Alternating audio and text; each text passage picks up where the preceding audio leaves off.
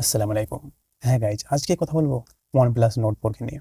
আর এই ফোনটি একেবারে প্রথম মোটামুটি 8-9 বছর পরে ইউনিক ডিজাইনের সঙ্গে মেটেল বডি নিয়ে আসলো।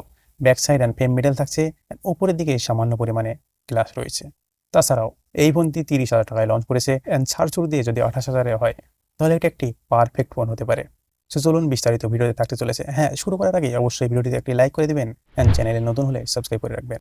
বক্সটি দেখুন, OnePlus Nord 4 এর লোগো রয়েছে, অ্যান্ড নোট করে লেখা রয়েছে।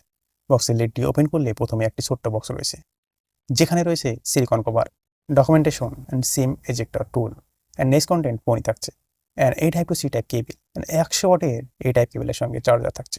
ফোনটি দেখুন, লুক এট দিস, দেখতে কিন্তু অসম লাগছে। হ্যাঁ, একেবারে প্রিমিয়াম ফিরে দিচ্ছে। এখানে দেখতে পাচ্ছেন দুটি ভাগ রয়েছে, যেখানে নিচেটা রয়েছে মেটেল, অ্যান্ড ফ্রেমও কিন্তু মেটেল রয়েছে, অ্যান্ড উপরেরটা ক্যামেরা মডেল পাশ দিয়ে ওটা থাকছে গ্লাস। সো অনেকদিন পর এইরকম হলো কোনো ফোনে, সেটা আবার OnePlus-এ, যার ডিজাইন আগের তুলনায় একেবারে চেঞ্জ করে ফেলেছে, যা প্রিমিয়াম ফিল দিচ্ছে হাতে নিলে। ফোনটিতে মেটেল ইউজ করার পরেও থিকনেস কিন্তু ঠিকঠাকই রয়েছে 8 mm, অ্যান্ড ওয়েট থাকছে 202 গ্রাম। অ্যাকচুয়ালি যে ফোনে মেটেল ইউজ করা হয় সে ফোনে সিগন্যাল লস হয়, সেই কারণে তারা ফোনের প্রত্যেকটা জায়গায় অ্যান্টিনা লাগিয়েছে। ডিসপ্লের নিচ দিয়ে পুরো এটা অ্যান্টিনা লাগিয়েছে, যেখানে ফোনটিতে কালার থাকবে 3টি, সিলভার, গ্রিন অ্যান্ড অবিসিডিয়ান মিডনাইট, যেখানে একটি কালারে লাইন আপ করা রয়েছে, যেখানে হাত দিলে একটু আলাদা রকম ফিনিশ আসতে চলেছে। এখানে রয়েছে IP54 dust and water resistant. তাছাড়া গাইজ, আমরা যদি এবার ডিসপ্লে নিয়ে কথা বলি, তাহলে এখানে থাকছে 6.74 ইঞ্চির অ্যামোলেড ডিসপ্লে, যা 1.5K এর সঙ্গে থাকছে 120,000 refresh rate and 2150 nit peak brightness, and screen to body রেশন এখানে কিন্তু অনেক বেশি থাকছে 93%, যা ডিসপ্লে ব্রাইটনেস ঠিকঠাকই রয়েছে আউটডোরেও। বাট এই প্রাইস সেগমেন্টে অন্য আদার ফোনেও এর থেকে কিন্তু বেশি ব্রাইটনেসও পাওয়া যায়। ইউটিউবে এখানে 4K HDR সাপোর্ট পেয়ে যাবেন, বাট নেটফ্লিক্সে HDR কিন্তু সাপোর্ট পাবেন না। এখানে কালার দেখুন, কালার কিন্তু ঠিকঠাক রয়েছে, অ্যান্ড ডিসপ্লেতে বেজেলের চেন অনেক পাতলাই রয়েছে।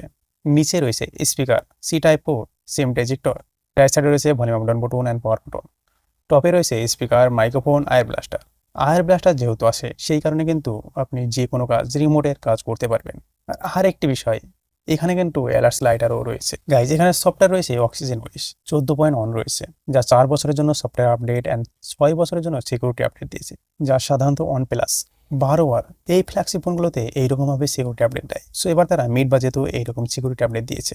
এখানে কিন্তু অ্যানিমেশন বেশ ভালোই রয়েছে, যা আপনি বুঝতেই পারছেন। তাছাড়াও এই ফোনটিতে কিন্তু বাড়তি কিছু অ্যাপ ইনস্টল করা রয়েছে, যেগুলো আপনি আবার আনইনস্টল করে নিতে পারবেন। গাইজ, এখানে প্রসেসর রয়েছে স্ন্যাপড্রাগনের 7+ জেনারেশন 3, যেখানে স্টার্টিং ভ্যারিয়েন্ট 8GB আর 128GB থেকে শুরু হবে। আর যদি অ্যান্ড্রয়েড করে কথা বলি, তাহলে 14,42,000-এর মতো আসে। তবে আমরা OnePlus 12 সঙ্গে যদি কম্পেয়ার করি, তাহলে অ্যান্ড্রয়েড স্কোর পাশাপাশি দেখতেই পারছেন, যা OnePlus 12 একটুখানি বেশি আসছে, আবার গিগ বাস স্কোরও একটু বেশি আসছে। কেননা দামে কিন্তু অনেক বেশি ডিফারেন্স রয়েছে, যদিও কোনো পার্থক্যই চলে না, কেননা দামে অনেক বেশি ডিফারেন্স রয়েছে। যদি আমরা পারফরমেন্সে গেমের কথা বলি, এখানে কিন্তু COD অ্যাভেলেবল নাই, COD অপটিমাইজই করে না এই প্রসেসরের জন্য। তাছাড়া আপনি PUBG game ultra HDR extreme মোডে আপনি খেলতে পারবেন, যা OnePlus-এ 105 FPS আছে অ্যাভারেজ ফ্রেমটা 20 মিনিট খেলার পরে, যা OnePlus Nord 4-এ 79 পয়েন্ট কিছু আছে। বাট OnePlus 12 কিছু টাইম বাদে সে আবার 120 FPS নিয়ে আসবে। বাট OnePlus Nord 4-এ যদি আপনি 60 FPS-এ খেলেন, তাহলে কিন্তু স্মুথ চলে আসবে, ল্যাগের সমস্যা কোনো কিছুই হবে না। জেনসিন ইম্প্যাক্ট এটি কিন্তু অনেক পাওয়ারফুল গেম। এখানে OnePlus 12-এ FPS আছে 59.2, বাট OnePlus Nord 4-এ এখানে FPS আছে 54.6। গ্রাফ দেখতে পাচ্ছেন, OnePlus 12-এ ল্যাগের সমস্যা অনেক কম হয়েছে, বাট OnePlus Nord 4-এ 20 মিনিট খেলা পরে অনেকখানি ল্যাগ হয়েছে, বাট একটুখানি পার হয়ে মোটামুটি ঠিকঠাকভাবে নিয়ে এসেছে। সো বুঝতে পারছেন, আইডিয়া লাগাতে পারছেন পারফরমেন্সে এই ফোনটি কতটা ভালো।